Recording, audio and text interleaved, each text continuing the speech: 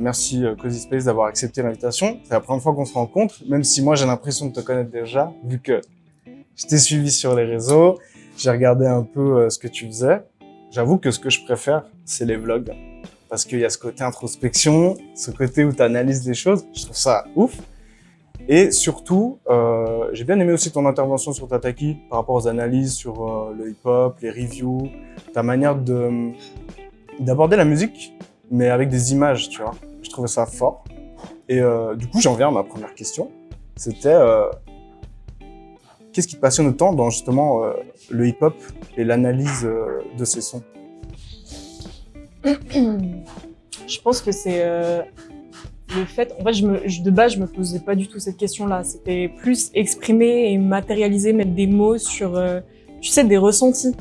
Quand t'es passionné par un truc, t'as envie de le partager avec tout le monde. Et quand j'écoutais des projets, c'est vrai que j'ai beaucoup cette manière de visualiser des images, visualiser des odeurs, tu vois, un peu de l'hyperesthésie, en quelque sorte. Et je trouve que c'est trop cool de faire rentrer les gens dans ta manière d'appréhender un projet. Comme tu dis, justement, il y a cet aspect un peu des cinq sens. C'est ouf d'essayer de toucher l'inconscient à travers des mots simples, tu vois. Et j'ai l'impression qu'il y a toujours ce côté un peu psychologique qui te suit dans ta manière de te montrer et de montrer ton travail aussi.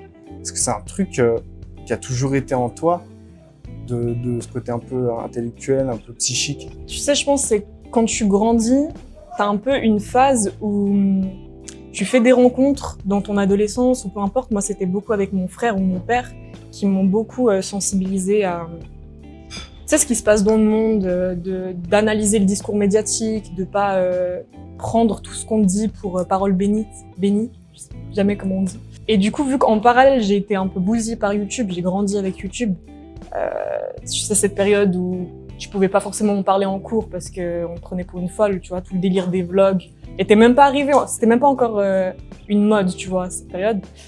Et du coup, j'ai découvert un peu toutes les pépites que tu pouvais trouver sur Internet et ça a commencé par des débats, ça a commencé par des conférences et j'ai trouvé ça trop intéressant de pouvoir emmagasiner le plus de connaissances possible. Je trouve que c'était une force, tu vois. Le savoir est une arme, comme on dit. Clairement. Et je pense que ça vient beaucoup de l'éducation, sincèrement. Les trucs psychologiques, ça me lâche pas parce que je pense trop, sincèrement, même. Tu fais partie de ces gens... Enfin, il y a un terme qui vient beaucoup sur les réseaux sociaux en ce moment, c'est l'overthinking. Ouais, mais gars, les réseaux... Ils transforment tous les trucs basiques en trend à chier, tu vois. Genre, ouais, je suis hypersensible. Oui, en vrai, dans ma famille, il y a des cas d'hypersensibilité, mais c'est diagnostiqué, tu vois. C'est pas... Autoproclamé. Ouais, moi, je n'ai pas du tout été me faire diagnostiquer ou quoi que ce soit, mais c'est vrai que je ressens tellement intensément toutes les émotions et que ça m'épuise, tu vois. J'ai trop de pensées contradictoires, etc., que je suppose que je le suis aussi.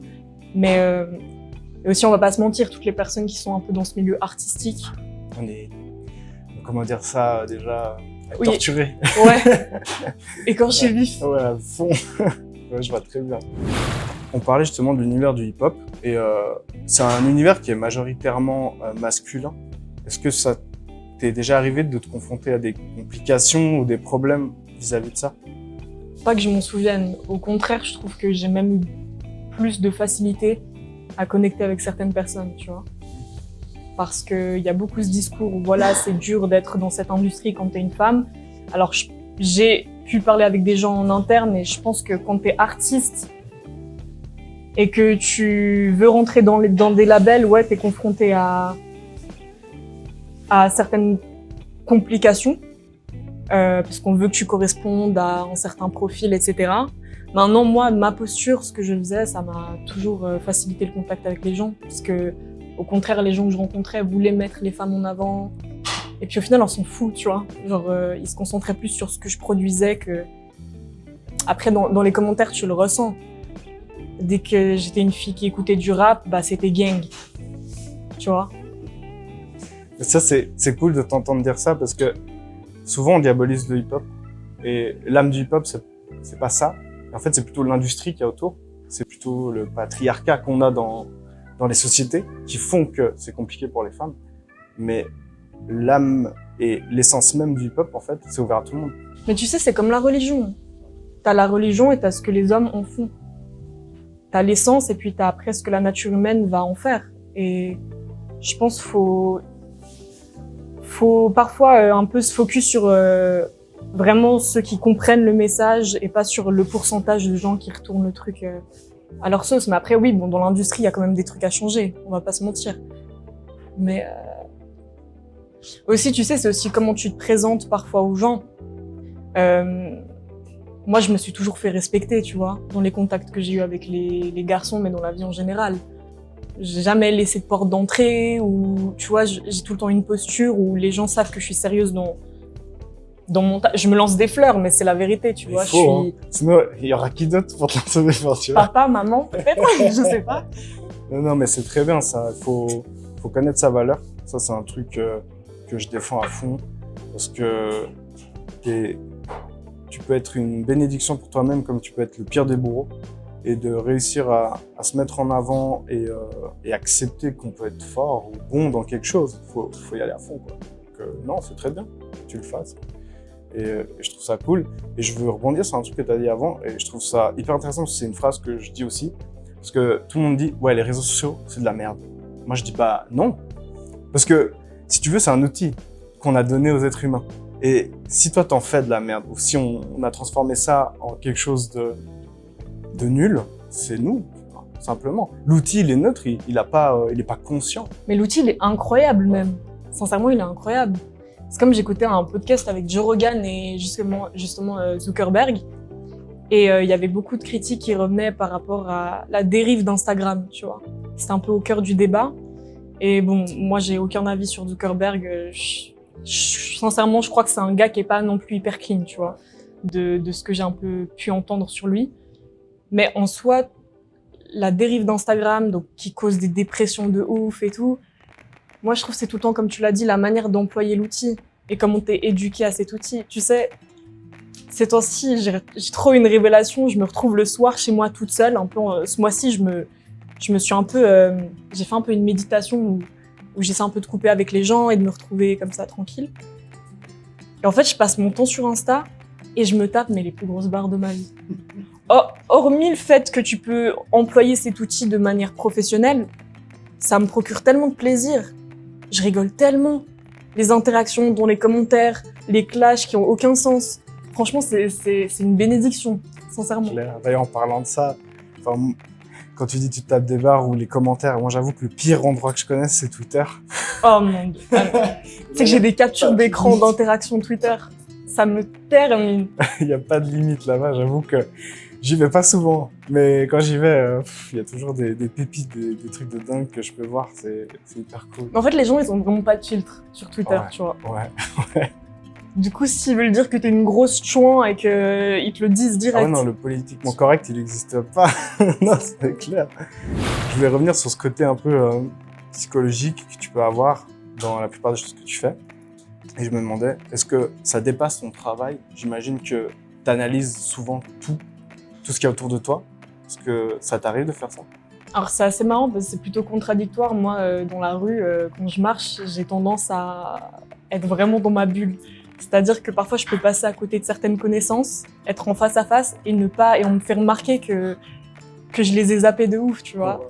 Mais parce qu'il y a ce truc aussi quand je suis dans la rue, genre je veux aller à ma destination et ça s'arrête là, tu vois. Ouais, en mode tunnel vision. Exactement, pour la petite rêve. rêve. Ok, je vois très bien. Mais oui, sinon, quand je me pose, en fait, quand je conscientise, je pense que c'est ça. Ça va faire puriste de ouf. Quand je conscientise un instant que j'ai envie vraiment de vivre à 100%, eh ben, je vais être à 200% dans mon analyse, tu vois. Quand je suis posée, je sais pas, au bord du lac et que je regarde je me balade ou comme ça, j'analyse vraiment tous les détails. C'est par phase. Ouais, je pense que c'est aussi lié un peu à l'esprit critique et artistique, d'avoir ce genre de mood. Donc moi, ça me parle parce que je suis du genre à faire pareil. Alors j'avoue que même quand je marche, je fais gaffe à tout. Ouais.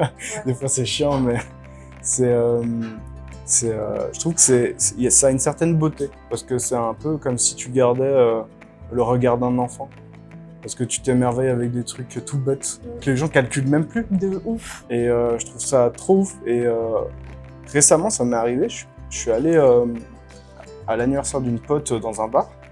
Et je suis rentré assez tard, je sais pas, 4h du matin, il y avait personne dans la rue. Et j'ai marché des obus jusqu'à chez moi, j'habite au-dessus de la gare. Et en fait, en marchant, vu qu'il y avait un silence, il n'y avait personne, et je regardais tout. Et je me suis dit, putain, mais je passe 100 fois ici, j'avais jamais vu ce truc-là. Et plein de trucs comme ça. Et en fait, il y a une beauté. Ouais, il y a une beauté. Et des fois, enfin, si on part un peu dans le côté un peu plus philosophique, c'est quand on est trop habitué à quelque chose, on se rend plus compte de la valeur. Tu vois. Ouais. Et là, je me dis, putain. Et c'est comme ce truc de prendre les gens pour acquis. Ouais. Je me suis dit, ça se retrouve dans tellement d'aspects de la vie. Pour parler de quelque chose que j'arrête pas de penser depuis qu'on a commencé, c'est la bouffe. Ça me plaît. Je me demandais, une phrase toute simple, c'est la bouffe, à quel point c'est la vie. Tu sais, quand j'étais petite, en cours, ils nous demandaient tout le temps, quand on avait des nouveaux professeurs, de faire des présentations et de donner notre hobby. Et moi, toujours, je disais, voilà, je m'appelle un tel, j'ai tel âge, et je vis pour manger. C'est génial. Et tu sais, normalement, la phrase, c'est je mange pour vivre. Et non, non, non. C'est pour ça que le mois de Ramadan, sincèrement, c'est une vraie épreuve psychologique mentale, tu vois. Ouais, j'imagine pas. Pour quelqu'un qui apprécie autant la bouffe que moi. Mais non, je trouve sincèrement c'est magnifique. C'est de l'art. La nourriture, la cuisine, c'est une thérapie. Sincèrement, je me suis remise à énormément cuisiner. J'avais plus trop le temps avant. Il y a une beauté dans le fait de couper tes légumes, d'avoir des beaux ustensiles, d'avoir une belle vaisselle. Tu me comprends, toi? J'espère Ouais, que t'aimes autant que moi. Récemment, je suis allé à des petites conventions sur le Japon.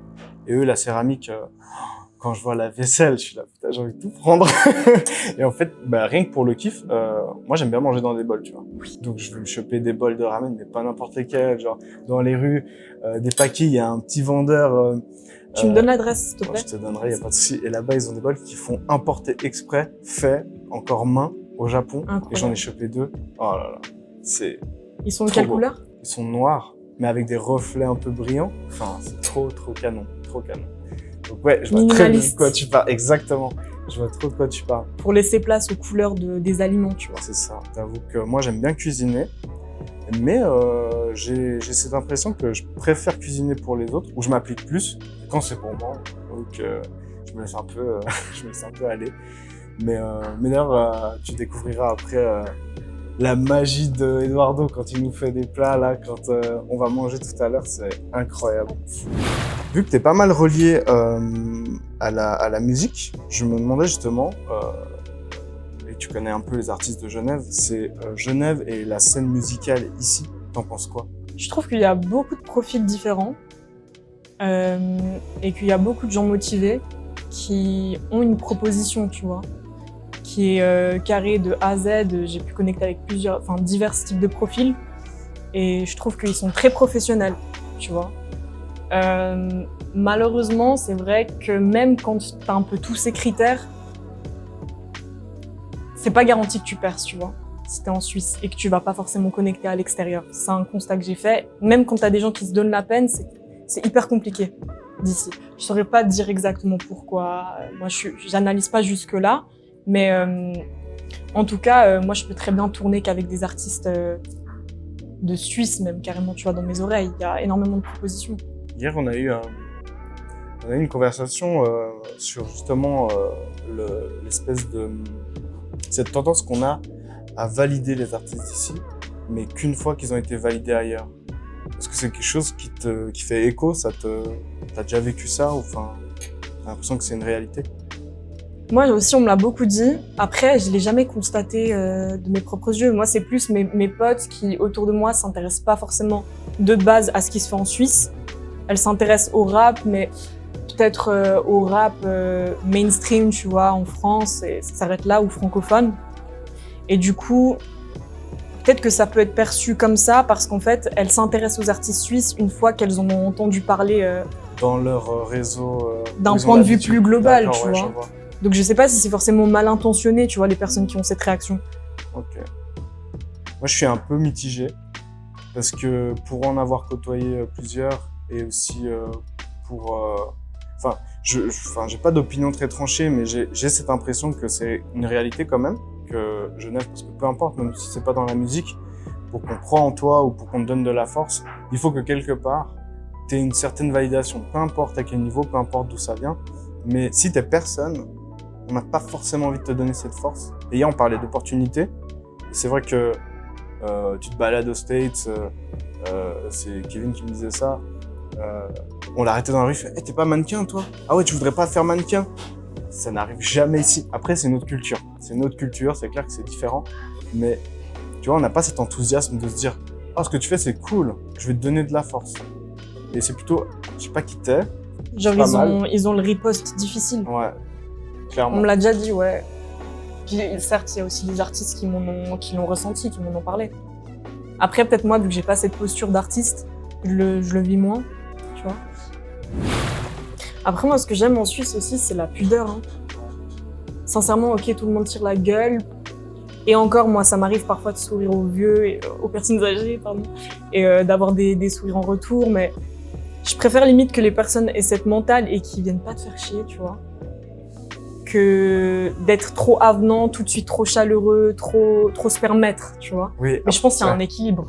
Ouais, je suis d'accord, je pense qu'il y a un équilibre. Après, je me demande si, est-ce que c'est aussi une question d'habitude, tu vois. On a été habitués comme ça, donc forcément pour nous, c'est un peu nous bousculer dans notre pudeur, justement, et se dire au calme, tu vois, c'est tranquille, parce que je crois que j'ai eu cette discussion il y a pas si longtemps sur la différence entre l'Europe en général et les pays du Sud. Et que c'est vrai que, par exemple, je crois que c'est en Égypte, genre en Égypte, au sud de l'Égypte, j'en avais parlé, je sais pas avec qui, bah, que les gens sont hyper, même trop, tactiles. Tu vois, en mode, hey, ça va, non, il te prend dans ses bras, tu le connais de nulle part, et t'es là. Wow, c'est trop, tu vois, j'aime bien, mais là, c'est trop, tu vois. Peut-être, je sais pas si c'est un choc des cultures, mais ouais, comme t'as dit, je pense que l'équilibre, c'est la clé. Et c'est important d'avoir ça. On parle de Genève. Pour la scène musicale. Maintenant, d'un point de vue plus global, est-ce qu'il y a quelque chose que tu détestes à Genève? Que je déteste? Ah ouais. Tu sais, moi, j'aime pas les gens qui manquent d'humilité. Et peut-être que je dis ça parce qu'au final, moi, je suis pas du tout humble. Parce qu'en principe, on déteste ce que... Non, je déconne. J'ai de l'humilité quand même. Mais c'est ce truc où les jeunes voix, gars, à chaque fois, ils vont avoir cette espèce de complexe d'infériorité où ils vont tout de suite avoir ce besoin de se mettre en confrontation avec les autres villes, surtout Lausanne, tu vois. Il y a ce truc Lausanne-Genève, et moi j'ai été confrontée à pas mal d'artistes, j'ai eu des discussions un peu sur ça. Et bon, après, tu vois en fait que c'est un petit jeu et que c'est pas malveillant ou quoi que ce soit, mais je trouve que du coup, ils se comportent avec Lausanne comme la France se comporte avec eux, tu vois. Ah, c'est une belle analyse. Et en fait, je comprends pas la cohérence dans tout ça, tu vois, dans le discours. Ils ont tendance à reproduire ce que eux déclarent subir. Et si on parle d'un point de vue de la scène artistique, notamment. Mais bon, je te dis ça, mais les personnes que j'aime le plus dans ma vie ont ce discours-là. Et en discutant un petit peu, tu comprends que c'est enfantin, tu vois. Ouais, c'est rien de méchant. Ouais. Mais c'est cette petite arrogance, ce petit... Peut-être c'est une manière de mettre du piment un peu. Après, si ça reste d'un point de vue compétitif, ça peut être intéressant. Si ça pousse les gens à être meilleurs. Ah, mais là, c'est pas compétitif. Là, c'est pas compétitif. C'est on vous écrase, on est là et il y a rien d'autre. Bah, là, je t'ai demandé qu'est-ce que tu détestais à Genève, mais maintenant, à contrario, qu'est-ce que tu préfères à Genève? Ah ouais, il y a tellement de spots de bouffe. Ah oui. Je te jure, ça c'est incroyable. Il y a beaucoup de cafés, il y a beaucoup de restos et en fait, c'est ce truc où à Lausanne, il n'y a pas beaucoup aussi de spots halal, tu vois. Ah ouais? Ah, Ouais. je savais pas. Et du coup, quand je suis ici, bah, j'ai l'impression d'être à Istanbul.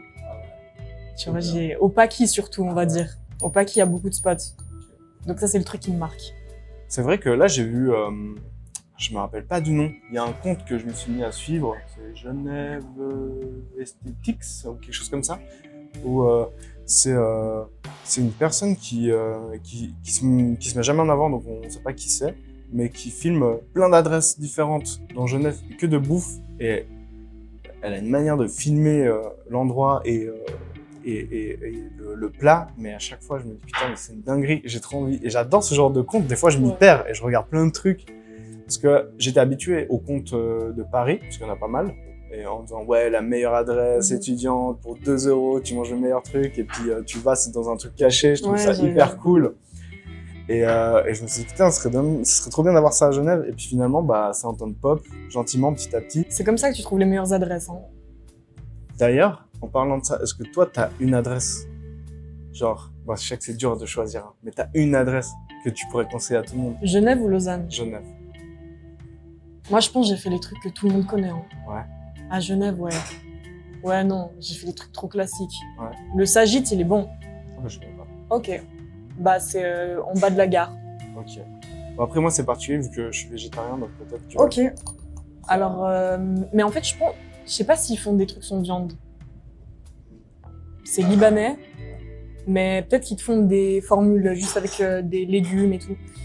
Bon, après, libanais, il y a pas mal de choses sans viande, donc ouais, j'ai déjà mangé. Il y a un truc que j'ai découvert récemment, un resto que j'adore. Et à chaque fois que j'y vais, mais c'est une dinguerie, l'équilibre des saveurs et tout. Il me semble que c'est un restaurant turc, ça s'appelle Chiche ou pas Chiche. Ok. Et c'est, tu vois, la rue d'école de médecine, Ouais. bah, celle qui est en perpendiculaire, qui remonte vers l'école, vers l'université, pardon. Ouais. Bah là, sur ce côté-là, t'as Green Café, etc. Et puis t'as le Chiche ou pas Chiche plus loin. Mais c'est tellement bon, mais c'est incroyable. Ah, j'adore. Et, Tu m'envoies l'adresse, je vais ouais, aller checker ça. carrément. Je suis allé déjà deux, trois fois, et à chaque fois. C'est quoi le truc que tu commandes, toi? Alors moi, je prends les falafels. Et en fait, ce que je fais, c'est qu'on va avec des potes et on prend tout. Et après, on Oh, partage. Magnifique. Tu vois. Et ça, on est là, caviar d'aubergine, houmous. Tu sais que j'ai fait ça hier soir, hein, Ah ouais? avec mon frère et sa femme. Ah, c'est trop bon. Et vous êtes allé où du coup? On est allé, mais c'était à Vidi. À Vidi? Et ça s'appelle Cuisine Orientale ou comme ça. Ok. C'est libanais et puis c'était au bord du lac, Oh, à côté wow. du beach, du Bikini Beach. Ok. Ça, c'est un autre spot Il y où avait t'as la les pieds vue dans et le tout. sable et tout. Magnifique, ouais. Oh, wow. T'as déjà pensé, ou là, comme ça, spontanément, quelque chose qu'on pourrait améliorer à Genève? Ouais, bien sûr, bah, tout ce qui est du style pop-up, event. Là, je sais que j'ai des potos, ils ont organisé le We Hope Festival et ils l'ont fait à plein palais, tu vois. Et ils ont ce truc où c'est avec Expure. Et ils ont amené plein de stands de créateurs qu'ils ont associés avec la scène où ils passaient des artistes rap, pop et tout. Et en fait, laisser place à plus d'events comme ça. Je trouve que ça Ouais, peut être intéressant et c'est vrai que- ça va dans la veine de ce que tu dis, quoi. Exactement. Et c'est vrai que culturellement, j'ai l'impression qu'il y a une période, maintenant j'ai l'impression que ça bouge un peu plus. Et les gens vont me dire Covid, mais c'était bien avant Covid. Il y a eu une espèce d'extinction culturelle. Il y avait plus grand chose, ça bougeait pas trop, c'était endormi. Carrément, les gens bougeaient jusqu'à Lausanne, parce qu'à Lausanne, ça bougeait plus. Et là, maintenant, j'ai l'impression que, ouais, avec les artistes, avec des initiatives aussi de jeunes, il y a des trucs qui se font et je trouve ça cool. Donc, mais je te rejoins à fond sur les events. La musique, ça représente quoi pour toi? La fameuse question. La musique, ça représente quoi pour moi? Ah ouais, c'est la bande son de ma vie. Voilà. La bande son de ta vie, sans ça, il y a... C'est la bande son de ma vie, dans le sens où plus je grandis, moins ça devient le cœur de ma vie, parce que j'ai d'autres priorités et la musique, pour certains, c'est leur raison de vivre. Et moi, je sais qu'en grandissant, je place ma raison de vivre sur d'autres aspects que ça. Mais c'est vrai que je rythme en fait tous les moments de ma vie par un style de musique. Tu vois, je vais avoir du lofi. Quand je mets du lofi, je suis vraiment dans une bulle beaucoup plus apaisée. Je sais pas, si je suis en vacances, je sais pas, je vais mettre des sons brésiliens. Ah ouais, c'est cool. Tu vois, j'ai des thématiques un peu. Et donc chaque instant de ma vie est rythmé par une mélodie, même si c'est pas forcément, ça peut être juste une C'est instru. un moment, un environnement, Ouais. un son. Ok. C'est cool, j'aime bien. Toi, c'est quoi? Moi, la musique, c'est particulier parce que c'est marrant, j'en écoute pas souvent. Ok. Mais quand j'écoute, ça m'emporte. Et par exemple, pour créer ou pour monter une vidéo, je suis obligé d'avoir le son avant. je suis obligé de l'écouter, d'être à fond dedans. Et j'avoue que ce qui vraiment m'emporte le plus, c'est les musiques de films orchestrales. Ouais. Ça me fait partir dans des trucs où, même si j'ai pas d'idée à la base et je l'écoute juste pour l'écouter, je vais avoir plein de concepts qui vont pop dans ma tête. Israël, t'as du canet, hein. Ah ouais. Drill orchestral comme ça. Ouais. Non, c'est un album incroyable. Et plein d'autres. Il y a Hans Zimmer que tout le monde connaît, mais il y en a d'autres qui sont moins connus. Et même des fois, je tombe sur des compositeurs pas hyper connus. Genre, j'en ai découvert un, d'ailleurs, je l'avais contacté. C'était un jeune russe qui faisait beaucoup de musique orchestrale, mais tout seul, tu vois. Pas connu, le mec s'appelle Kay Angel. Il y en a qui veulent chercher. Et du coup, je l'ai contacté, il avait pas d'abonnés, personne. Et j'ai dit, mais ce que tu fais, mec, c'est une dinguerie. Genre, c'est un niveau, on peut le mettre dans des films. Et c'est tellement propre, tellement bien.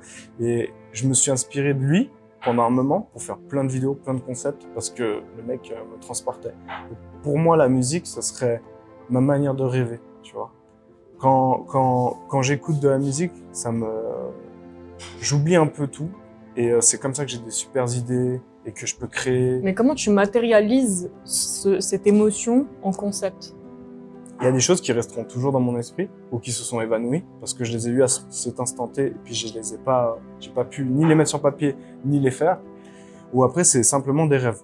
Genre je me dis putain non, je m'imagine des scènes de films où je suis réalisateur ou acteur, tout dépend parce que j'aime bien avoir les deux casquettes.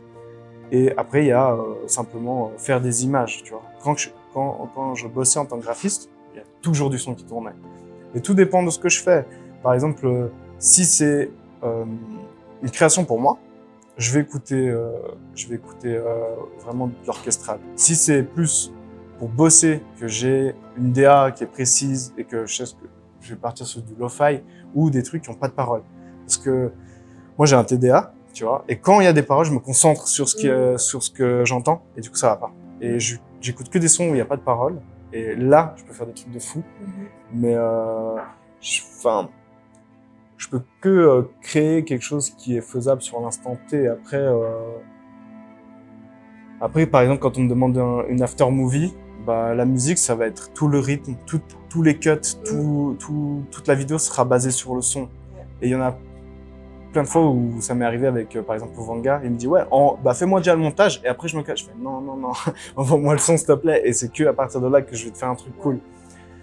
Donc, ouais, on va dire que je conceptualise à travers des visuels, que ce soit vidéo ou graphisme, mais pas plus, quoi. Mais c'est ouf que tu parles de cet aspect cinématographique. Parce que même moi, quand je te dis que c'est la bande-son de ma vie, j'ai tendance à tout visualiser, et à tout vivre comme des scènes de film. Exact. Tu vois?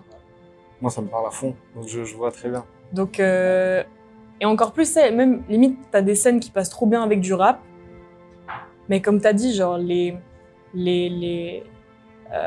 soundtracks de films, les instrumentales orchestrales, les pianos, les classiques, c'est un level au-dessus, tu vois. D'ailleurs, récemment, t'as mis un truc pour toi.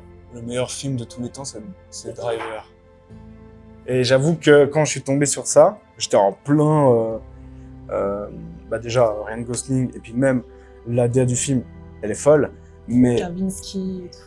J'étais en plein dans ce côté rétro-wave, un peu French touch, électro. Et je suis tombé sur ça. Je t'avoue que quand j'ai vu ce film, c'est le son qui m'a le plus marqué. Tous les autres, ils se sont éteints. J'ai cherché partout des trucs qui étaient similaires.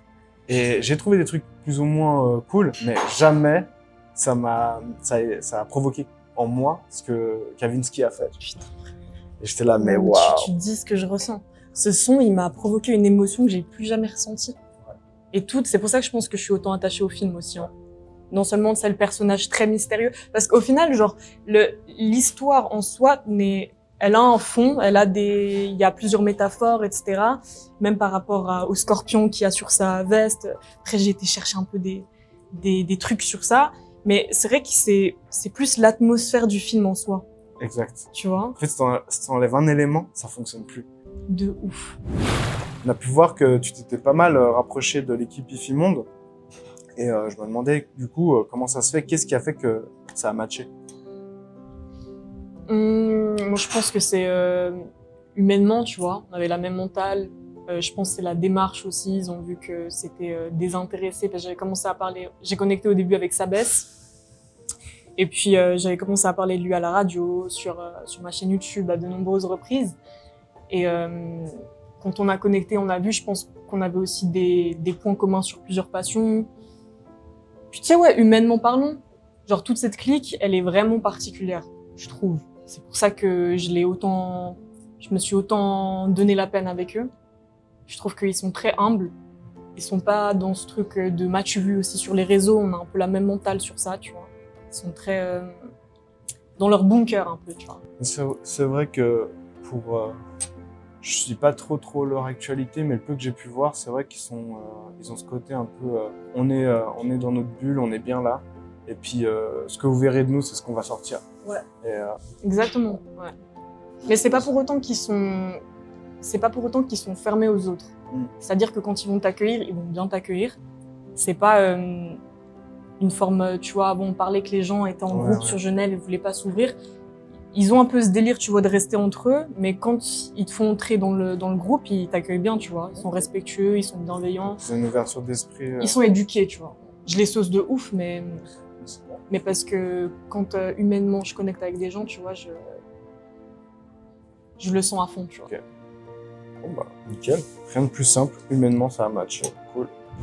Bah, pour rester justement dans ce conscient et cet intellectuel, moi j'ai pu voir pas mal de cozy vlogs. Et moi j'en tire ma propre opinion. Enfin, en tout cas, c'est ce que j'ai l'impression de voir. Est-ce que pour toi, tes cozy vlogs, c'est pas ta manière à toi de t'ouvrir aux gens intellectuellement et spirituellement? Je pense que ça fait forcément, c'est un lien, c'est un moyen, c'est un outil. Après, c'est pas particulièrement.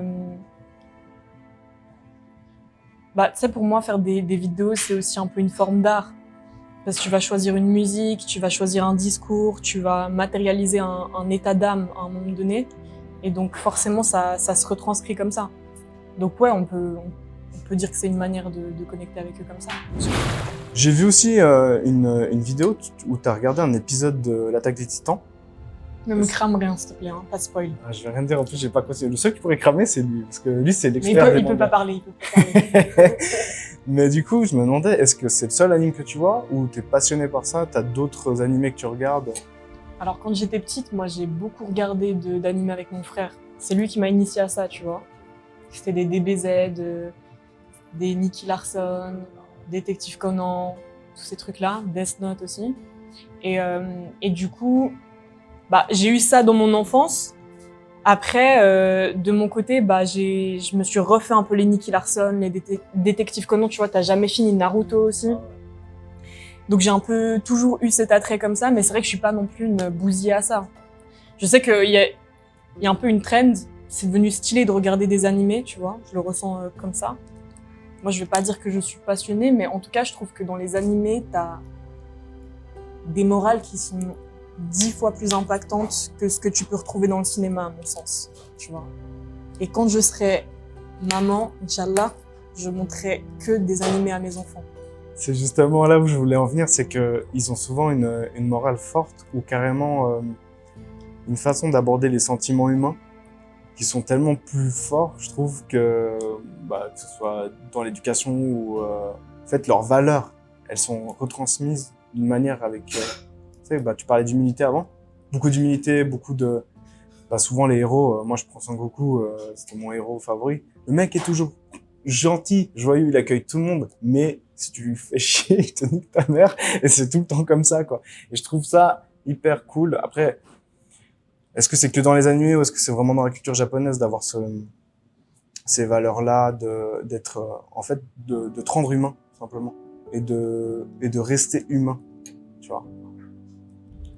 Je sais pas si c'est que chez eux, mais en tout cas, je pense, vu qu'il y a ce truc où c'est mêlé à l'enfance, tu vois, les animés, c'est un peu, c'est des dessins ou des mangas de base réadaptés en animation, et quand t'es enfant, je pense que c'est beaucoup plus impactant, parce que quand t'es petit, tu te réfères aux personnages de dessins animés que tu regardes, ou de mangas ou autre, tu vois. Et donc, quand t'as des leçons comme ça, je pense que ça te marque encore plus sur le long terme. que quand c'est des films, je sais pas, le cinéma c'est encore différent. Il y a des très belles morales aussi, mais je sais pas, je trouve que c'est plus incisif dans les animés, à mon sens, tu vois. Ouais, d'ailleurs, nous après les Européens, on n'était pas prêts pour ça parce que quand le Club Dorothée a débarqué en France, il y a eu toute une histoire que les mangas étaient, enfin les animes étaient trop violents parce que nous on avait l'habitude des trucs un peu bisounours. Ouais. Mais moi je trouve que c'était une belle époque parce que du coup ça a fait toute une génération un peu guerrier avec des valeurs fortes. Et aujourd'hui tu peux le ressentir avec certaines personnes qui ont grandi avec les animes et d'autres pas. Et t'as ce truc toujours de ah putain, tu vois, c'est genre le respect, de pas juger les gens même si c'est difficile aujourd'hui. Enfin, je trouve ça magnifique, tu vois. Mais ça t'apprend à être résilient, tu vois, les animés. Je pense que faut pas trop préserver ses gosses non plus. Sur les réseaux maintenant, il y a beaucoup cette tendance à la victimisation où on veut en fait on veut que personne n'ait mal. T'es grossophobe, t'es islamophobe, t'es négrophobe, tous ces trucs-là, genre c'est devenu tabou. Il y a beaucoup de cancel culture, tu vois, sur les réseaux sociaux. Et du coup, je trouve que ça nous pousse à ne plus oser, tu vois, parfois parler français. Et on a peur, en fait, de blesser tout le monde. Et ça se répercute aussi sur les enfants qui... Je sais pas, je vois des documentaires maintenant sur les réseaux sociaux où les enfants, tu sais, les parents, ils essaient d'avoir la meilleure éducation possible. Et tout est poli, tu vois, de A à Z. Tout est lisse. On n'a pas envie de les blesser. Et je pense pas que c'est la meilleure manière d'élever un être humain, tu vois. Je suis assez d'accord. Bon, après, ce que je vais dire va peut-être choquer, mais moi, par exemple, le fait alors qu'on s'entend de pas frapper à mort un enfant, mais moi, quand j'étais gosse, j'étais horrible. Et si je m'étais pas pris 2-3 petites claques de mon père pour me remettre dans le droit chemin, moi je lui en veux pas du tout, j'en ai pas souffert.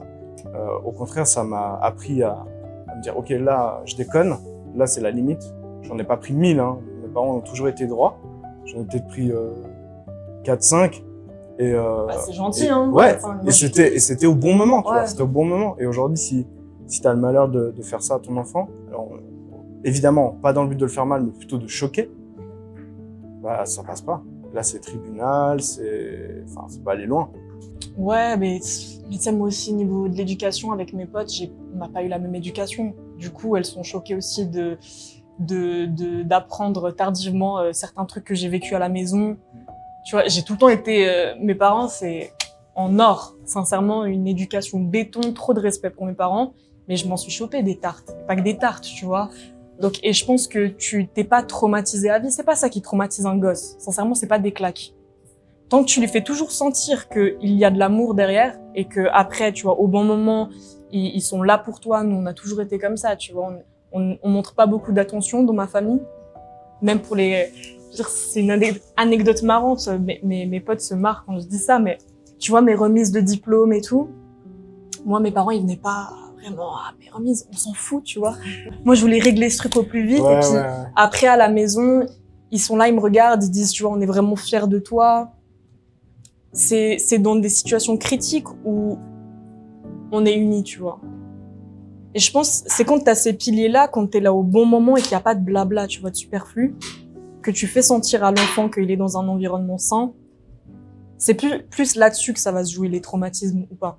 Il faut que les fondamentaux soient sérieux, quoi. Exactement, tu vois. Et comme ça, tu élimines le superficiel, parce que être super gentil, content, être partout, mais que dans le fond, tu t'occupes pas de ton gosse, parce qu'il y en a plein qui souffrent de ça, que les parents sont pas là, et que ils ont d'autres choses à faire, où le travail prime sur tout le reste.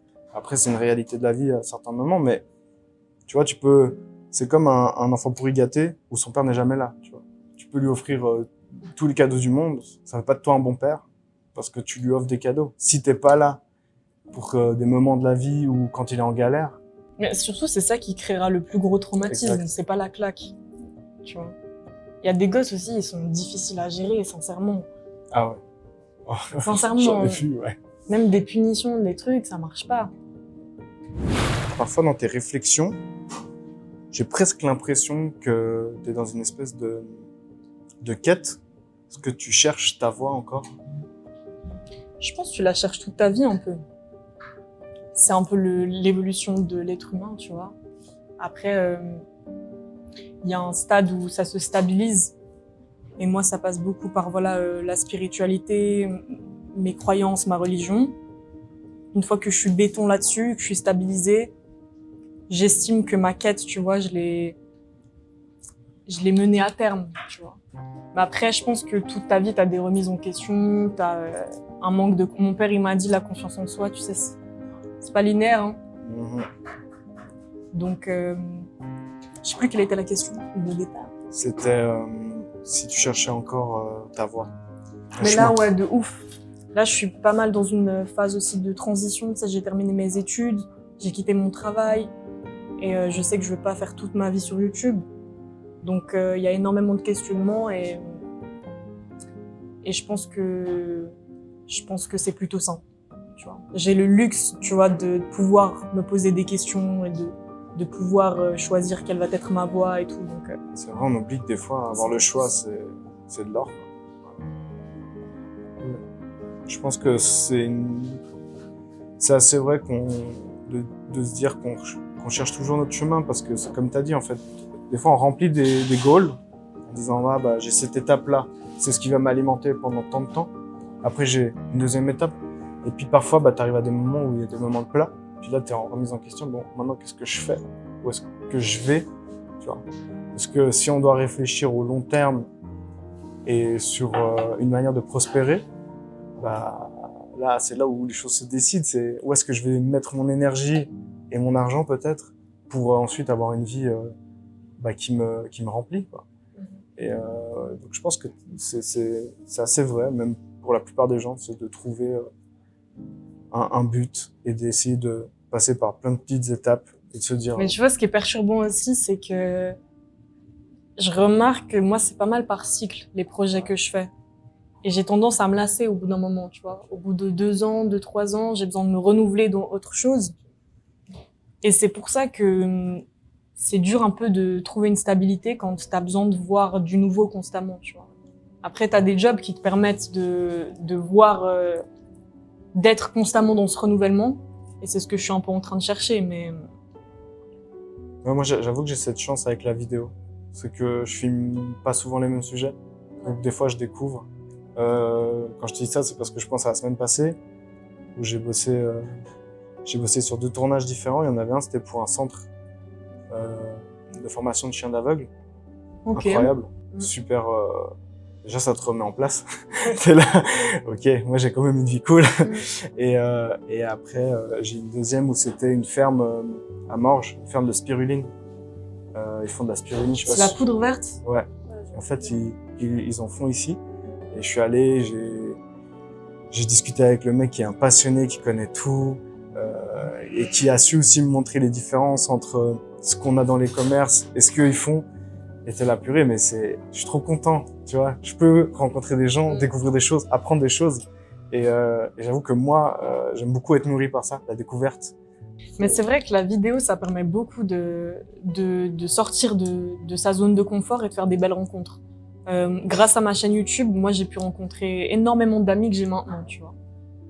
C'est aller à la rencontre de certains groupes, je sais pas, dans la musique ou autre, parce que je fais un vlog avec eux ou peu importe, ou un podcast, et puis t'es content, tu vois, quand tu rentres chez toi, d'avoir échangé avec des gens, de nouvelles connaissances. Et c'est vrai que quand t'as pas le prétexte de la vidéo, bah c'est plus difficile de te retrouver dans des situations comme ça. Oui, c'est vrai. C'est vrai, c'est un peu une... Ouais, c'est un hub pour pouvoir te connecter et te dire, voilà, moi je viens pour ça. Et du coup, bah, ça te fait profiter de tout l'aspect qu'il y a derrière. Ouais, non, c'est vrai. C'est vrai. Mais c'est un peu comme quand tu disais que je vais rencontrer des gens et je m'intéresse à eux. Du coup, tu viens avec cette intention-là, et cette intention-là va peut-être t'ouvrir d'autres choses. Donc, ouais, ok, carrément. Ta manière d'aborder des pensées qui te traversent ou même de développer sur des idées, on a vraiment l'impression qu'il y a un côté un peu développement personnel, mais aussi très spirituel. Et avant, tu l'as mentionné. Et pour toi, la spiritualité, ça se manifeste comment? Moi, ça va être l'islam, tu vois. Je suis croyante, j'ai la foi, et puis je suis en train d'essayer de consolider encore ça par la quête de connaissances, de pouvoir confronter aussi, confronter entre guillemets c'est péjoratif, mais cette religion aux autres religions parce que faut pas être auto-centré, tu vois. Et puis ça c'est vraiment un travail, quand tu disais voilà cette quête de sens, ça rentre fois 1000 là-dedans, tu vois. Mais après, c'est vrai qu'il y a beaucoup d'enseignements, même que tu retrouves dans les philosophies, dans le stoïcisme, etc., que quand tu t'intéresses à l'islam, finalement, c'est ça aussi qui m'attire vers cette religion, tu vois. C'est qu'il y a énormément de préceptes qui sont déjà intégrés dans cette religion. Et donc, moi, je ressens pas le besoin de, si tu veux, formuler ma propre spiritualité au travers d'autres enseignements, parce que je sais que j'ai ce livre, j'ai un livre sur lequel je me base, j'ai les hadiths, tu vois, à côté de la tradition prophétique, et j'essaie de me baser vraiment sur, pas forcément des discours, tu vois, mais sur un seul écrit. Et je pense que aussi, il y a beaucoup, au final, quand je discute avec énormément de personnes qui se sont questionnées sur la foi, qui ont cet attrait pour l'islam. Parce que l'islam, c'est vrai que ça répond à énormément de questions auxquelles les personnes n'arrivaient pas à trouver de réponse dans d'autres religions, tu vois. Et je pense aussi que ce qui peut bloquer, tu vois, c'est que dans la religion, forcément, c'est une hygiène de vie, mais avec ce qu'on appelle des interdictions. Mais c'est-à-dire qu'on va te poser des limites. Et l'être humain, tu vois, il aime pas avoir des limites. Parce que quand on te dit que tu peux pas boire d'alcool, ça t'enlève un aspect festif de ton hygiène de vie, quand on dit que tu peux pas manger du porc, quand on dit que tu peux pas, tu vois. Et je pense que c'est ça qui effraie aussi et qui repousse les gens et qui donne pas forcément envie de s'intéresser davantage. Mais moi, tu sais, avec mon frère, on est très terre à terre dans le sens où on a besoin de réponses. C'est pas parce qu'on est né dans une religion, enfin dans une famille musulmane que on va prôner être musulman et on va être bien avec ça. On a besoin de vraiment y croire profondément parce que dans l'islam, le plus important, c'est l'intention. Si t'as pas l'intention, la preuve, pour te convertir à l'islam, tu dois juste réciter une formulation et c'est entre toi et Dieu, tu vois. Ouais, si en toi, t'as vraiment envie, ça se Mais bien passe. sûr, il voit ce qu'il y a dans ton cœur. Donc, c'est encore ce truc un peu de pureté, tu vois, et je pense que moi je le remarque dans mon process à moi, c'est que au travers de recherches, de lectures, de témoignages, il y a aussi énormément de ce qu'on appelle des preuves scientifiques, tu vois, qui sont dans cette religion. Tu peux aller regarder tout sur Internet, il y a énormément de choses par rapport aux montagnes, par rapport au fœtus de l'enfant, par rapport à tout ça. C'est plein de petites bribes qui consolident encore plus, tu vois, ma foi. Tu te rends compte que c'est réel. Et moi, c'est une chose par laquelle j'étais passé, c'est que je suis attaché aussi à la science. Et le fait de ne pas réussir à prouver ou à comprendre certains mécanismes, c'était dur pour moi de me dire je vais juste y croire. Et c'est vrai que quand je me suis intéressé justement à la spiritualité un peu plus ésotérisme, je me suis dit la science quantique c'est un truc de dingue. Je me suis dit putain, là il y a des réponses, là il y a des trucs, c'est quantifiable, on peut le calculer, donc c'est palpable, donc c'est là, c'est dans notre réalité. C'est qu'à partir de là, j'ai commencé à vraiment me dire waouh, il y a un truc quoi. Mais tu vois, avant la science quantique, oui, il faut quand même avoir. Tu vois, ça n'existait pas. Et pourtant, c'est arrivé avec le temps. En fait, ça fait partie de l'humilité, de savoir que oui, la science est extrêmement importante. Dans l'islam, on te dit que la science a sa place et qu'il faut justement... Le premier truc dans le déjà livre... de se dire ça, c'est incroyable. Ben ouais, mais c'est un peu la base, tu vois. Genre, quand tu ouvres le livre, on te dit lis. Ça veut dire renseigne-toi. Pose des questions, c'est pas tabou, tu vois. C'est ça qui est génial. Et donc là, peut-être il y a énormément de personnes qui ont cet argument de dire ouais, la science, ça n'a pas prouvé tel ou tel truc. Mais et l'humilité de savoir que peut-être tu vivras pas jusqu'au temps où la science découvrira d'autres avancées, tu vois, scientifiques. Absolument. Donc c'est... Absolument vrai. C'est vrai qu'il y a des choses qu'on découvre encore aujourd'hui et qu'à l'époque, les gens pensaient que c'était pas possible, quoi. Donc au final, c'est, je pense, en termes de temporalité, peut-être qu'on n'a qu'une vie d'être humain et c'est pas assez pour avoir les réponses ou penser qu'on puisse déjà tout savoir. Oui, humilité et se remettre en question. Ouais, c'est vrai. Tu as dit un jour que la clé de la vie, c'est l'adaptation. Qu'est-ce que ça signifie pour toi? Je pense que c'est un moyen de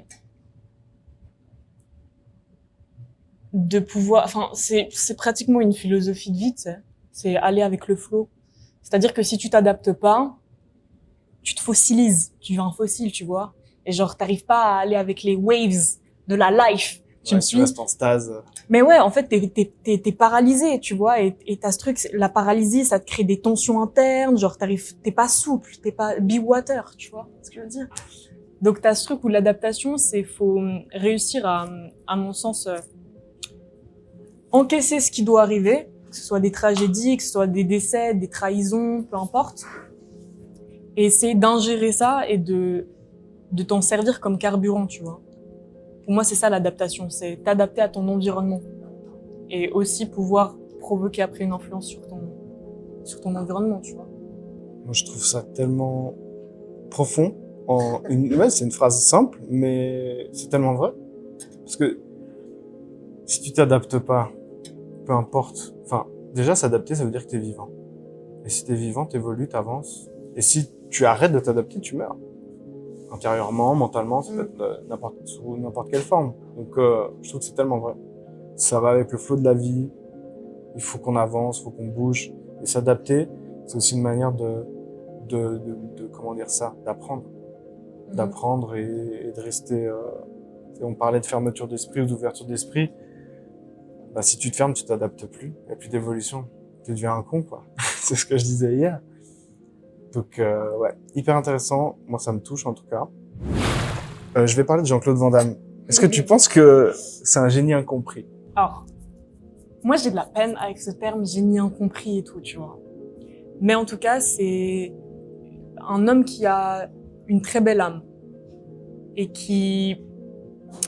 je me retrouve en lui dans le sens où, parfois, on va le prendre peut-être, on va l'infantiliser parce qu'il n'arrive pas à exprimer avec un argumentaire de ouf et tout certaines pensées.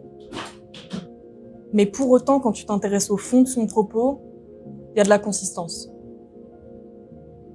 Et c'est un peu un gars qui, voilà, est pas forcément adapté de ouf à la société, mais ouais, on peut appeler ça une forme de génie, mais j'ai de la peine avec ce terme. Moi, pour le coup, T'es pas d'accord? Non, je pense que Ok. oui. Je pense que oui, parce que le meilleur mème de Jean-Claude Van Damme, c'est dans 30-20 ans, il y aura plus d'eau. Mais creuse seulement ce qu'il a dit. Je veux dire, il a dit ça il y a combien de temps maintenant? Mais tu vois, il a dit ça il y a tellement longtemps. Et quand tu regardes le contexte actuel, écologiquement parlant, de notre planète, tu te dis, mais en fait, le mec, il avait vu des choses que la plupart des gens ne se posaient même pas la question. Donc au final, moi je trouve qu'il a une forme d'intelligence qui est pure et il a conscience de l'environnement qui l'entoure. Et nous, enfin alors, nous, les gens en général, l'ont pris pour quelqu'un d'un peu bête ou incompris parce que il arrive peut-être pas, comme tu as dit, à s'exprimer. Mais en fait, le gars, c'est juste quelqu'un qui essaie d'envoyer des messages. Il dirait, faut qu'on fasse attention. Et il parle souvent du corps, de l'esprit, de la planète. Donc, en plus, il est engagé, quoi. Et ça a l'air d'être vraiment un bon gars. Ouais. Donc, moi, je pense que... Mais tu ressens qu'il parle avec le cœur, ce gars. Et c'est pour ça que même si parfois, il y en a, ils peuvent penser qu'il a des propos déplacés ou autres, tu sens que dans le fond, c'est jamais mal intentionné, tu vois. Il a une bienveillance. Question simple, mais pas évidente. La vie, c'est dur? Moi, je trouve que la vie, c'est dur. Mais, dans la dureté, il y a de la beauté. Dans le sens où, gars, moi, si je suis pas sous les bombes, j'ai eu un accent de ouf là. Si je suis pas sous les bombes, si je suis pas genre sous les bombes ou comme ça, je m'estime toujours heureuse. Dans le sens où j'ai un confort, j'ai un toit, j'ai ma famille, etc. Maintenant, si on met ça de côté et on met tout ça un peu en perspective, c'est vrai que, tu vois, vivre les émotions, genre devoir t'adapter un peu en société, vivre des trahisons, des déceptions, perdre surtout des proches. En fait, c'est dur à emmagasiner, je trouve. Psychologiquement parlant et internement parlant. Maintenant, comme je t'ai dit, moi, j'ai ma foi qui m'aide à être béton là-dessus. Mais on va pas, enfin, ce serait mitonné, tu vois, dire que la vie c'est hyper easy. Mais la vie c'est un beau cadeau. C'est beau, tu vois. C'est hyper bullshit ce que je dis, mais je le ressens de ouf. J'ai l'impression d'être Van Damme, j'arrive pas à m'exprimer. C'est pas du tout ce que je pense, dans le sens où j'ai trouvé ça, mais tellement juste, dans le sens où oui, c'est dur, et oui, ça peut être moche, mais ça peut être beau aussi, et c'est un cadeau, parce qu'on a la chance de pouvoir le vivre, tu vois.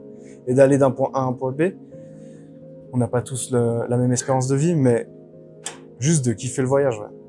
Et il y a des choses qui vont te forger, il y a des choses qui vont te mettre à terre, des choses, après c'est à toi de te relever, et de trouver de la beauté dans ce qui reste, quoi. Donc oui, non, c'est fort, c'est fort. Non, c'est pas bullshit du tout. T'es pas mal consciente de ce qui t'entoure. Et du coup, je me demandais à l'échelle planétaire, tu penses quoi de l'écologie ou de notre planète en général, et ce qu'on en fait aujourd'hui? Fuck la planète, les gars. Je l'ai pas invité. On s'en balègue de la planète. Non, la planète, mais je l'aime, moi. Je l'aime, je la remercie. Et... Non, tu sais, moi, je suis pas hyper drillée sur toutes ces thématiques de l'écologie. Bien sûr, j'entends et je vois passer un peu du contenu médiatique, des discours là-dessus. Je pense que chacun doit essayer d'intégrer, tu vois, des comportements de base qui sont respectueux, où tu conscientises genre ce que tu fais auprès de la planète, genre pas jeter tes trucs dehors, économiser l'eau quand on a, prendre les transports publics au lieu de prendre ta caisse, tu vois, genre des petits moves comme ça, pour moi ça me paraît normal. Après, je t'avoue que moi je sais pas si c'est vraiment à cette échelle-là qu'on peut vraiment faire quelque chose, et si c'est pas plutôt de l'ordre des multinationales et des énormes entreprises qui, elles, ont un réel impact, tu vois, sur leurs émissions et tout, tu vois. Maintenant, je t'avoue que j'ai pas regardé les stats. Moi, j'aime bien me baser sur des stats pour pouvoir un peu faire une distinction entre le discours médiatique et entre les faits réels. Mais je suis pas très renseignée, mais c'est vrai que je vois autour de moi que j'ai pas mal de potes qui font de l'anxiété par rapport au climat. Ça a même été diagnostiqué maintenant. Ouais, je sais pas. Bah, c'est une réalité terrifiante, donc ça me choque pas que ça soit diagnostiqué et puis que ce soit un vrai stress, parce que je disais l'autre jour que si je devais conscientiser tout, l'état actuel, que ce soit la guerre, que ce soit l'écologie, que ce soit toutes les merdes qu'on peut faire, que ce soit entre nous ou à l'environnement dans lequel on est, mais moi je serais en dépression. Donc c'est vrai que parfois moi je fais l'autruche, dans le sens où je suis très écolo dans l'âme, dans le sens où j'adore la planète, j'adore les animaux, je suis devenu végétarien parce que c'est par conviction, pour la santé aussi, et aussi un peu pour l'écologie. Et je me rends compte que moi, à mon échelle, je fais le max que je peux. Et bien sûr, je suis un être humain, donc il y a plein d'erreurs que je fais, ou plein de choses que je fais pas bien, ou que je pourrais faire mieux, comme parfois, je sais pas, je me brosse les dents et je laisse couler l'eau bêtement, et je me rends compte qu'après. Mais déjà, de faire le tri, de prendre le transport en commun, comme tu dis, d'essayer de manger un peu moins de viande. D'ailleurs, c'est aussi pour ça qu'on fait ce move, c'est de voir qu'il y a des alternatives. On n'est pas là pour convaincre et de dire aux gens « il faut devenir vegan ». Non, c'est juste, on peut aussi se faire kiffer en mangeant vegan. Après, faut pas se leurrer, l'exploitation de tofu, ça a aussi un impact, moins que l'exploitation bovine, mais quand même. Et comme tu as dit, et ce qui est très juste, c'est que l'industrie et les gouvernements devraient en faire plus. Et nous, on peut s'adapter, le peuple. Il suffit de se dire, ah maintenant, tu peux faire tant de choses, ou là, tu dois faire attention, ou jeter ce papier-là, ou faire ci, ou prendre ça, etc. Et que tu nous mettes ça à disposition, nous, on va le faire. Mais de mettre tous les efforts sur le peuple, effectivement, c'est pas une solution. Donc je pense que, souvent, comme tu as dit... Je sais pas, j'ai l'impression que c'est pour déplacer la focale du vrai problème, tu vois. C'est... Oui, économiser de l'eau et tout, pas laisser couler l'eau du robinet bêtement. En fait, ça me paraît même logique, tu vois. C'est des moves que tu dois avoir dans ton comportement de base, parce que c'est... Enfin, pour moi, c'est basique. Maintenant, j'ai l'impression qu'il faut aller questionner les vrais acteurs de ces problèmes aussi. Ouais, c'est une question complexe, hein, mais qui donne matière à réfléchir et déjà de réussir à faire le maximum à notre échelle, c'est cool. Mais c'est vrai qu'on aurait besoin d'une véritable aide de la part des gens qui font vraiment le plus de dégâts. Ça, on croise les doigts pour que ça bouge, quoi. L'amour, c'est quoi? Tu sais pourquoi je rigole? Parce que ça, c'est des questions que j'ai posées, moi, dans mes interviews. C'est vrai. Mais il y a ce truc où quand t'es l'intervieweur, t'as jamais besoin de répondre aux questions. Moi, je suis content. L'amour, c'est quoi? Alors, tu dis C'est l'amour ta en définition. couple ou l'amour avec les êtres humains en général? Non, moi, je veux ta définition. Ce que ça t'inspire. La raison de vivre. Voilà. Voilà, c'est juste... Ok. On vit pour quoi d'autre? Bah, en fait, Même le travail qu'on fait, c'est pour être aimé, c'est pour donner de l'amour en retour. Et c'est ce qu'il y a de plus fort. Il y a une question qui est l'avant-dernière, mais je vais te la poser maintenant, parce que ça a du sens avec l'amour, c'est quoi? J'adore cette question, parce que elle est pas facile, mais quand tu trouves la réponse à cette question, souvent ça peut t'éclairer aussi dans ta vie. C'est qu'est-ce qui fait que la vie mérite d'être vécue? Bah, tu connais ma réponse, hein? L'amour. Bah oui. C'est marrant parce que tu sais que c'est la même réponse que moi. C'est exactement la même réponse que moi et je le dis tout le temps. Et moi, ma manière de l'exprimer, c'est parce que s'il n'y a pas d'amour dans la vie, et peu importe la forme qu'elle peut prendre, que ce soit de l'amour fraternel, que ce soit de l'amour avec de l'amour passionnel, enfin peu importe, ou même que ce soit dans ton travail, avec les gens, peu importe, avec les animaux, ce que tu veux, c'est la base de tout pour moi. Et si l'amour n'existait pas, bah, pour moi, la vie ne mérite pas d'être vécue, tout simplement. Parce que t'aurais pas cette flamme, t'aurais pas ce truc, t'aurais pas cette bienveillance, t'aurais pas cette connexion avec les gens, t'aurais pas tout ça. Parce que la base de toute chose, pour moi, c'est qu'il y ait un fond d'amour. Sinon, ça marche pas. Donc oui, pour moi, l'amour, c'est ce qui fait que la vie mérite d'être vécue. De kiffer. De ouf, puis c'est aussi un peu à l'essence quand même de l'humanité, tu vois. La procréation et tout, même si bien évidemment, il y a des situations où c'est procréé mais c'est sans amour, il y a eu des mariages sans amour, etc. Mais dans les mouvements, tout, tu vois, dans le tactile, avec tout le monde, tout n'est qu'amour en vrai, tu vois. C'est pour ça que quand il y a quelque chose de violent ou d'inhumain, ça nous fait autant de mal. C'est vrai. Ça nous touche au plus profond de notre être. Ouais, puis je pense que c'est pas ancré c'est pas ancré en nous, tu vois, d'avoir cette. Non, je pense que, comme tu dis, je pense qu'on n'est pas de nature violente ou méchante. Je pense vraiment qu'on a ce truc d'amour en nous. Et après, ce qu'on devient ou ce qu'on peut faire, c'est plutôt après que ça l'est. Mais, ouais. Après, je pense que l'être humain, il a quand même ce côté violent en lui, mais qui, de notre prisme aujourd'hui, est perçu comme quelque chose de violent, tu vois, d'immoral. Mais à l'ancienne, tu vois, ce truc de défendre ton territoire, de tuer, ça fait aussi partie, tu vois, de l'essence de l'humain, mais ouais, tout n'est qu'amour. Si c'est dans un concept de défense, moi je le conçois. Après, si c'est juste dans le but en fait, peu importe le but, si c'est pas pour te défendre, je vois pas en quoi ça sert d'être violent ou de faire du mal. Si c'est pour te prouver un truc. Bah, si la c'est quête pour, de pouvoir, tu vois, à ouais, mais l'ancienne. moi, je trouve ça malsain.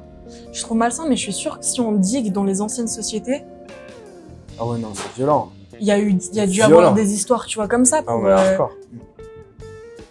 Donc, est-ce que ça fait pas partie pour autant de l'être humain? Je sais pas. Je pense qu'on a une part de noirceur et il faut l'accepter aussi. Mais maintenant, ce qui est intéressant, c'est que on est doté d'une raison et c'est là où ça doit rentrer en jeu et que moi aussi, ça passe par la religion où tu dois réussir à maîtriser tes pulsions. C'est pas parce que t'as des pulsions que, bah, ok, c'est naturel, les gars, venez, on va, tu vois. Pas du tout. Tu dois réussir à maîtriser ça. Tu disais que t'étais un peu dans une phase où t'as besoin de te retrouver, tu t'émancipes un peu des gens. Donc ça va avec la question que je voulais te poser, c'était est-ce que la solitude t'en a besoin? La solitude désirée, oui. Après, ça se diffère de la solitude subie. Et oui, j'ai beaucoup ce truc où tu sais, quand à chaque fois je suis en gros groupe de potes, il y a beaucoup d'échanges d'énergie, ou même quand j'ai capté quelqu'un et on s'est beaucoup énergisé l'un l'autre, j'ai besoin d'avoir un peu mon recul et ouais. Mais même on me l'a déjà fait remarquer, tu vois. Puis parfois ça a été perçu comme quelque chose de négatif, comme si j'aimais pas les personnes, ou comme c'est juste un moyen à moi mais tu sais, process ce que tu vis. Genre parfois t'as vécu un gros truc ou un gros échange et j'ai besoin limite de me refaire la scène dans ma tête et d'assimiler concrètement. On arrive au bout de cette discussion et j'ai une dernière petite question pour toi. C'est un peu la signature de l'émission. C'est qu'est-ce qui fait la diff? On peut faire un zoom sur son... Qu'est-ce qui fait la diff? Moi, je te dirais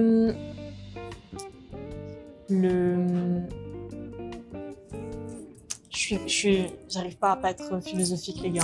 Je suis comme ça. Mais genre, c'est l'importance que tu vas... Oh, je crois que je fais tomber le... C'est l'importance que tu vas accorder, qu'un être humain va accorder à ses principes et ses valeurs. Donc, l'importance qu'il mettra, tu vois, sur sa bonne conduite. C'est-à-dire que quand je rencontre quelqu'un, j'ai besoin d'avoir quelqu'un en face de moi pour accrocher plus, tu vois, qui ne se détourne pas de ses principes. Tu me suis peu importe, même si ça suit pas forcément mes principes à moi, tu vois, c'est quelqu'un qui est cohérent. Avoir une bonne conduite, pour moi, c'est hyper important et en fait, je remarque que ça fait la différence même dans l'industrie dans laquelle moi j'ai travaillé. J'ai eu des personnes qui m'ont fait des retours comme ça, tu vois. Et puis j'ai vu en fait que tu marquais une différence quand tu étais cohérent avec tes propos et que tu étais fidèle, tu vois, à ce que tu avais dit, à ce que tu as promis. Donc je pense que... Et ça vient de l'éducation, tu sais. Je pense que ce qui fait la diff, c'est l'éducation, ta bonne conduite et puis... Être fidèle à soi-même. Ouais, ça se rattache à être fidèle à soi-même. D'être quelqu'un de fiable, en fait. Ouais. Bonsoir. Bonsoir. Salut. Bonsoir. Ça va? Cosy, enchanté. Enchanté. Je suis ravi d'avoir notre première invitée féminine chez nous à la DIF. On m'a dit que tu étais d'origine d'Afrique du Nord. Oui. Est-ce que c'est vrai? Oui. C'est bien, les informateurs sont très carrés. Je suis très content. On va partir sur un petit cocktail à base d'amandes. Amandes infusées avec de la menthe, du zeste d'orange, excuse-moi.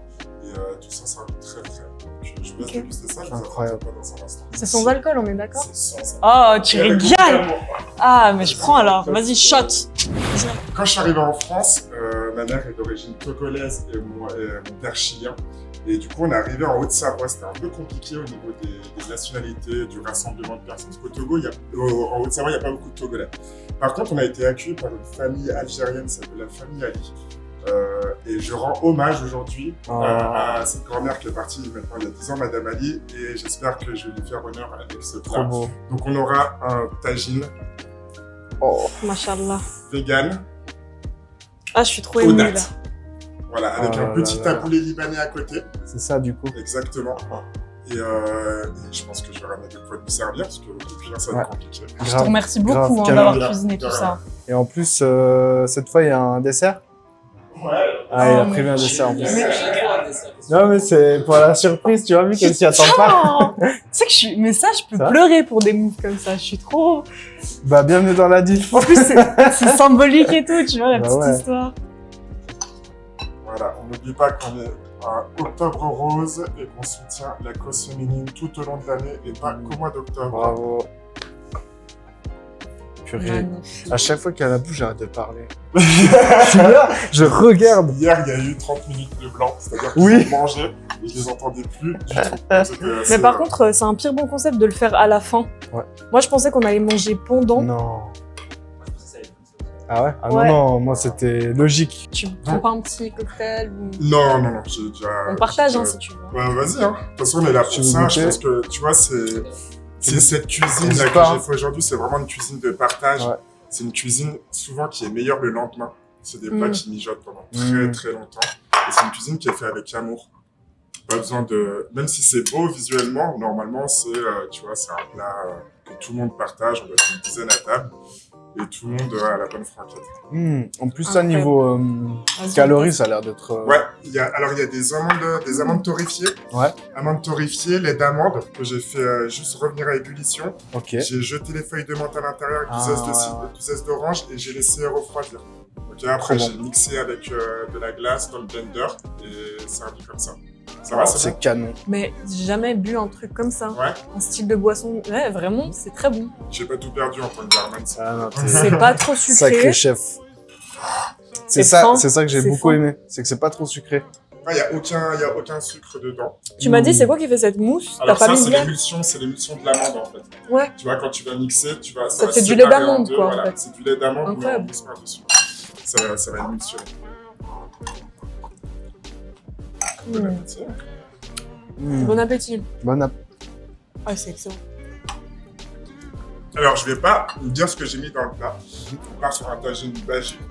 Il y a tellement d'ingrédients que juste énumérer tous les ingrédients qu'il y a dedans, on fait 1 heure d'émission. Ah ouais. Mais il y a de la date, coriandre, persil, tomate, aubergine, patates, des épices, ras à la noix, 4 épices, etc. Un peu de céleri. Oh là là. Pas mal. Ouais, j'aime trop.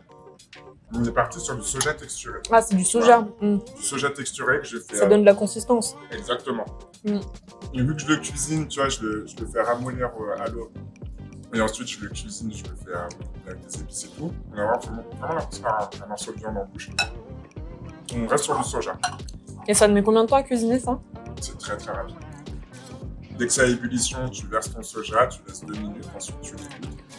Et là, tu commences à travailler dans l'huile, les épices, l'ail, les oignons, etc. Moi, j'aime bien le travail du soja salé, la sauce soja. Ok. Un peu de gingembre, paprika fumé, Mm. vraiment que ce petit peu de viande. Tu veux goûter? C'est très bon. C'est bon? Mm. Parfait. T'as une manière d'assaisonner. Tu sais que je goûte jamais mes plats. Ah ouais? Donc là, c'est... Mais tu sais que c'est une dinguerie C'est ce que tu viens de dire. Non, Incroyable. je mange trop. je ne goûte jamais mes plats. Ah ouais? Ça, c'est... Je me suis beaucoup fait engueuler en formation parce que...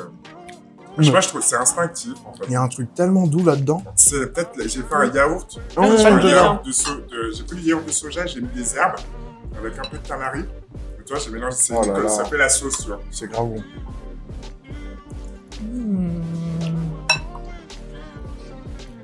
Non, le cadre. Ah, t'as pas goûté encore. Mais là, le petit yaourt, Mm. la fraîcheur. Là, c'est un peu une sorte de sauce blanche, tu vois. Mhm. Et l'oignon Euh. rouge. En fait, l'oignon rouge, j'ai trop une T'as mis de l'oignon rouge là-dedans, non? Non, Et de c'est l'oignon vert. Alors, il y a de la cébette, donc de l'oignon vert, mais ça, c'est le... C'est quoi ça du coup? Non. C'est du chou? Je te jure, c'est du chou rouge. Ok. Chou rouge coupé très très finement, Ah oui, oui. tu vois, émincé. Ouais. Du coup, ça apporte une couleur et un peu de croquant en bouche. Alors j'ai confondu avec l'oignon vert, je pense, au niveau du goût. tu sais. Ouais, c'est ça, parce qu'il y a de la cébette aussi, que j'en ai beaucoup. Je sais pas si toi tu fais ça quand tu cuisines chez toi. Je me fais tout un plat et au lieu de le manger directement après quand c'est chaud, comme tout le monde, j'attends genre de me recréer la faim. Ouais. Et genre dès que j'ai pire faim, je me dis purée, je me suis préparé un bête de trucs Bim. et ça a macéré et tout. Mm. Il faut attendre la faim. Il y a un concept que je dis, c'est qu'il faut jamais aller faire ses courses quand t'as faim. Parce que t'achètes tout et n'importe Ça quoi. c'est sûr. Et c'est vrai qu'il faut créer la faim, sinon t'apprécies pas ton plat. Moi, le problème que j'ai, c'est qu'à partir du moment où j'ai fini de cuisiner, j'ai plus faim. Voilà. Tu vois, j'ai des saveurs, j'ai l'arôme, j'ai Ouais. le truc, et du coup, j'ai pas faim de suite. Donc, pareil, je vais attendre un peu. À part quand c'est ma mère qui cuisine, du coup, là, je saute dessus, je me brûle la langue et Mais tu vois, c'est fou, hein. mais Le process je de préfère cuisiner, ça attendre aussi. coupe un peu l'appétit. Ça coupe l'appétit, totalement. Totalement. Ouais, surtout quand c'est un truc qui est préparé avec plusieurs étapes, C'est ça. Bah avec oui, parce plein que d'ingrédients. Ouais. là, j'ai les entrées, j'ai les trucs, j'ai les arômes, et c'est vrai que j'ai l'impression que ça me coupe l'appétit. Bon, c'est pas plus mal parce que quand tu cuisines, je prends vite du poids, et du coup, le fait Ouais. de. Moi, depuis que j'ai commencé la cuisine végane, j'ai perdu 10 kilos. Ah ouais? C'est-à-dire que Ah ouais. j'étais à 105 kilos. Ah oui. Donc pour les articulations, les genoux, Ah oui, tout oui. le temps debout, tu vois, tu montes, tu descends les étages et tout, tu piétines toute la journée. Et depuis que je mange vegan, je fais aussi un régime intermittent. Normalement, je mange jamais après 18h. Ok. Tu vois, comme ça permet à mon corps de digérer et de pas coucher genre à minuit, à 23 Ouais, je heures fais avec un pareil. plat dans le ventre qui n'a pas le temps de s'évacuer par l'énergie que tu dépenses. Moi, je fais comme toi, mais je mange pas jusqu'à midi, Pareil. 13h. Ok. Pareil. Après, j'ai tendance à manger la nuit parce que je suis un peu décalée. Mhm. Mais c'est vrai que Mais c'est. voilà, tu réduis un peu ton tu te sens pas plus mal, hein. Franchement, ça fait du bien. Tu bois beaucoup d'eau, etc. Et manger des légumes, moi je suis pas vegan, comme je dis, je suis intermittent du vegan. Donc j'ai mangé une semaine sur deux, je vais manger vegan. Ou toutes les 2 semaines, pendant 2 semaines, je vais manger vegan. Et le reste du temps, je mange normalement. Mais Parce c'est bien ça. que j'ai été habitué à Ouais. manger normalement, je vais pas me couper. Il faut jamais se couper d'un coup de quelque chose, pareil pour les régimes. Ne te prive pas d'un truc, parce que quand tu vas reprendre, ça va être pire. Oh là là, ça a l'air tellement beau, Oh. j'ai vu juste. Alors, pour le dessert, je suis parti sur quelque chose de très simple. C'est un dessert marocain. Donc c'est juste de l'orange, cannelle, 4 épices, miel, pistache, amande et de la glace à la fève tonka. Voilà, ça va apporter de la fraîcheur après un plat très chaud comme ça. Et c'est super bon. On déguste directement Directement dans le plat. l'assiette. Et il n'y a pas de risque qu'on... Ah, j'ai une photo, Ah non, c'est ok. trop bon. Fais. J'en peux plus. Moi, à la fin de la C'est saison. comme c'est émouvant là. Mais en fait, c'est les émotions que tu me... Les émotions. que tu me provoques, quoi. Je suis là. Bah, let's go. Hein. Allez. Toi, reste là-bas. Non, mais viens. Non, mais partage avec nous. Non, Il n'y a pas de problème. Ça Ouais, se partage. Il n'y a pas de règles. Tu peux venir maintenant, pas de souci. Bien. Prends-toi une Oh, la chaise glace. carrément.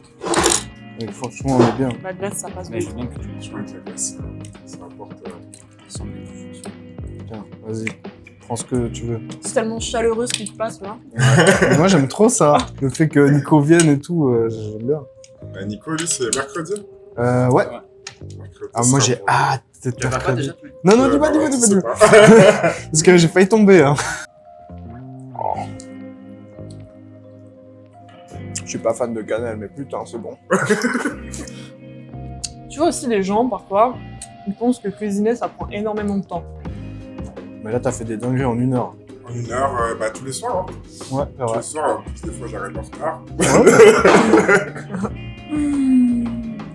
Magnifique moyen de terminer cette discussion. Je voulais juste te remercier d'être venu, d'avoir accepté l'invitation et j'espère que tu as kiffé ce que le chef Crypto Street Food t'a préparé. Parce que Ah, c'était, gars. Une amoureuse de la cuisine est conquite. On est en conquis, on dit conquite. conquise. Oh mon dieu, je sais même pas Oh là. parler français. quoi. Mais ça, on va dire que c'est grâce à ça. Oh mon dieu, Tu veux la conquite. refaire ou... J'ai beaucoup aimé.